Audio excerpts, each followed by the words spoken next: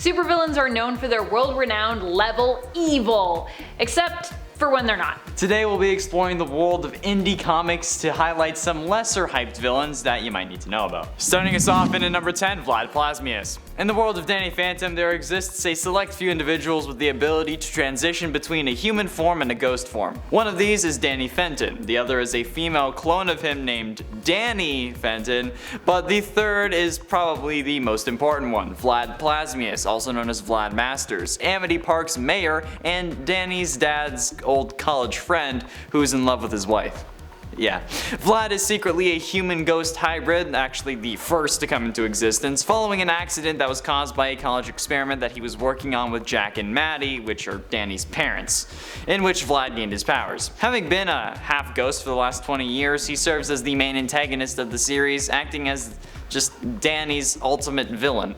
But I mean, being a human-ghost hybrid and being the reason Danny Phantom goes dark in another timeline where his family's blown up is certainly worthy of getting him on this list. Plus, I love Danny Phantom. Butch, send me a pop figure, please. I couldn't find one. Number 9. Hazirel. Hazirel is the demon who possesses the leader of the Rat Queens, Hannah. Hannah is an elven necromancer in the series whose very existence as well as the type of magic she practiced made her controversial while growing up. As such, she ends up making a pact with the demon Hazirel to get access to magic so that she can pass her classes at Mage U. This prompts her to grow horns and also makes her indebted and permanently bonded to the demon. Using such dark magic has consequences, of course, and when she taps into it, it can cause Hannah to go kind of into a pretty crazy frenzy, losing control over herself as her darker side and the demon within her takes over. In Rat Queens, Hannah was prompted to use this power again to save her friends and fellow Rat Queens after years of resisting the temptation of said demonic power. Unfortunately, this also meant she would have to confront Hazirel after years of staving off the demon's power and influence. In a way, Hazirel is also like a symbol for Hannah's own inner demons, though he is himself literally a demon with his own wants and desires. Both a symbol and an actual demon. Mainly, he loves Hannah and he wants to continue to be as close to her at any cost. Which is obviously not very good for her, but Hannah also has a lot of shit that she needs to work out, so yeah. And at 8, Dave. Dave's origin is unknown as of yet, but it is heavily inferred that he was like the other thousands of robots in this series, created by humans to serve a certain task. However, the robots became advanced enough to form their own conscious thoughts, so of course they revolted and killed off the entire human race. It was shown that Dave was one of the robots that served in combat and also helped fight off numerous alien races, and after the wars, robots seemed to act entirely like humans, adopting their culture and their way of life. Dave had a wife named Sally, who he actually later divorced because apparently even robot girlfriends are unbearable, and a son called Scotty. However, he is now a nobody working as an office drone, which only makes him more of a villain, despite being the protagonist of the story, because like, given that he wiped out the entire human race, I think it's safe to say that he's a villain. Number 7. Scorpina. Scorpina was known for being one of Rita Repulsa's most capable enforcers in the television show Mighty Morphin Power Rangers, and the same can be said for her comic book counterpart. In fact, I'd even say that Scorpina is a bit more ruthless in the comics, in my opinion. She ends up becoming a somewhat reluctant and sassy ally later on, but starts out as a strong and menacing villain to the Power Rangers. Scorpina is known for her determination, expert fighting skills, and her intelligence. She initially is presented as a major enemy for Tommy Oliver, the Green Ranger, as he struggles to fight against Rita Repulsa's influence and hold over him. Scorpina would also go on to work alongside Lord Draken, the evil alternate future version of Tommy, and would later succeed him as the leader of his army. And at 6, Death. We all love a good rendition of death, right? Of course we do, that's like the foundation of any good comic storyline. Well, in East of West, the whole story is about death, with this version of the Horseman being the protagonist of the series. And not only is he the Horseman of Death, but they're actually a horseman as well, considering how East of West is Wild West themed. However, this time around, Death, formerly of the 4 Horsemen of the Apocalypse, fell in love with someone named Xyloin, something like that. I probably butchered it, but oh well. And then had a son with her, which is a whole other can of worms. Presumably killed by Bel Solomon of the Chosen though. He survived with the help of Wolf and Crow. Since then, the White Horseman embarked on a quest for revenge over his wife and son. In the most recent incarnation, Death possessed skin that was jet black instead of the pure white skin that he has now. He was also the only horseman who didn't get a gender change in the new reincarnation. Alright, I mean it's Death, so Death is genderless. But I mean, he may be good in the story though, but I think it's safe to say that Death before this series was a pretty, well, like, death-loving guy. Self-love.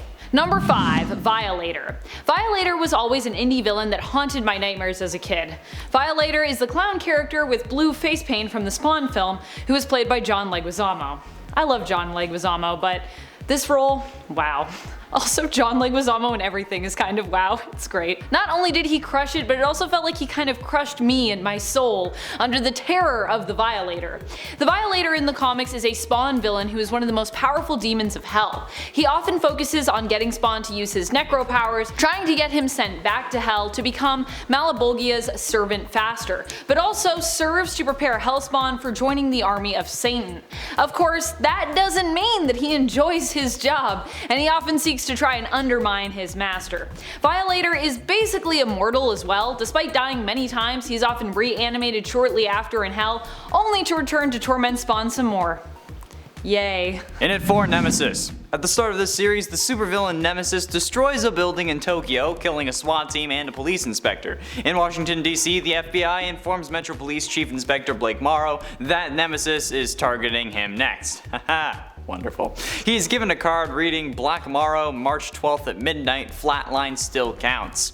Morrow has his family put in protective custody, and then Nemesis hijacks Air Force One over the District of Columbia, taking the United States president hostage and crashing the plane. Nemesis makes an international broadcast, revealing the president as a hostage in front of him, and then finishing it off by saying, "It's time you hail your new chief." Nemesis reveals to his henchman that his real name is Matt Anderson, and his father had committed suicide after Morrow tried to imprison him for hunting runaway teenagers with his rich friends. Bored of well behavior and less excitement, Anderson traveled around the world to learn the ways of crime, hoping to fulfill his mother's dying wish to have Morrow killed. So I think you can understand that this guy is pretty messed up and a powerful villain. Number 3. Dracula. I think Dracula is a really important villain of Vampirella's to talk about, since he also just surprisingly married her. In Priest's Vampirella series, he had these two longtime enemies tie the knot recently, shaking things up completely. I know when I heard about this going down, I was like, what? Actually, a lot of Priest's run has been shaking up the status quo and the world of Vampirella in interesting, exciting, and of course, bloody ways. Of course, the version of Dracula we see in this series isn't the conventional one that you're used to seeing when it comes to Vampirella's comics. This version of Dracula is a reincarnation that is attempting to cheat fate by marrying Vampy, thereby altering his destiny and hopefully saving his life. For years in the comics though, Vampirella's nemesis Drac was often posed as the lord of a bunch of evil vampires, with all the vampires kind of coming from his blood lineage being corrupt in some way. It was like he only made bad vampires. That was like a whole thing. Dracula has also been shown in the past to be an exiled vampire from the planet Draculon, Vampirella's home world. Of course, Dynamite isn't the only publisher to feature Dracula. While we might be focusing on the Vampy version and his long history there, Dracula has also appeared throughout multiple different series spanning across various different publishers. And if you're like, man, but I already knew about Dracula, I don't know if you knew about his connection to Vampirella, but now you do! Yay! Penultimately, in number 2, Overlord.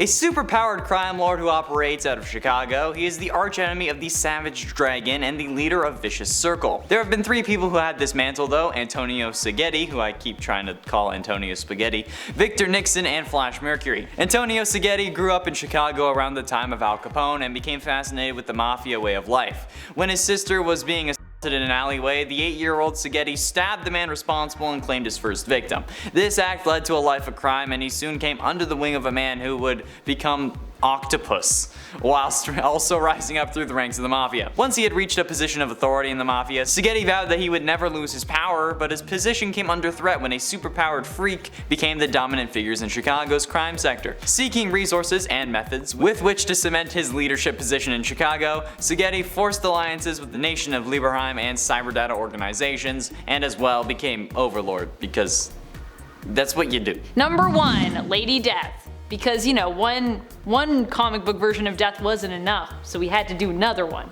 Lady Death is one of the most powerful female supervillains out there, as she is literally the embodiment of death. And if you think you know about this Lady Death, you might not, because we're not talking about the one from Marvel. She hails from the bad girl comic days, where it was trendy for female characters to be bad, whether that be bad as anti-heroes, full-on heroes, or villains. In Lady Death's case, she was mainly known as a villain. She first debuted with Chaos Comics, but has changed publishers since her initial appearance with them. Lady Death originally was the beautiful and sexy woman who seduced Ernest Fairchild into becoming a full-on psychotic killer, who would later become known as Evil Ernie. As such, her first appearance was in Evil Ernie issue number 1 in the original black and white 1991 series. The Evil Ernie War of the Dead series finishes with Ernie managing to kill everyone on Earth in order to win Lady Death's favor. He does so by instigating an all-out nuclear war, ending the story with a mushroom cloud, and then ending the story again with a mushroom cloud of his face. This Evil Ernie never dies. There we have it, friends, the top 10 most powerful villains you need to know about. Thank you all so much for watching. I am your host, Amanda McKnight. And I have been and shall remain Connor Monroe, and she wants to remind you. Stay nerdy, YouTube. Yeah, that thing.